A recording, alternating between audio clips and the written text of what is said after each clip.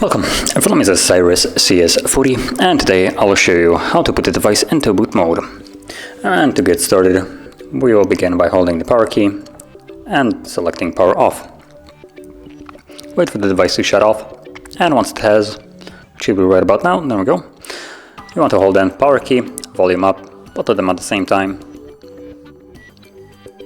And we're now in boot mode. So in this mode you will use only volume up to navigate, as you can see, and then volume down will be used to confirm. And from here you can put the device to recovery mode, to fast boot mode, and normal, which goes back to Android.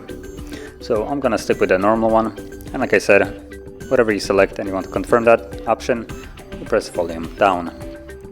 So now the phone will boot back up into the Android operating system.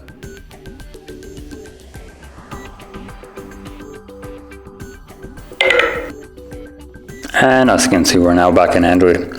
So that is how you would access the boot mode and also leave it. And if you found this video helpful, don't forget to like, subscribe, and thanks for watching.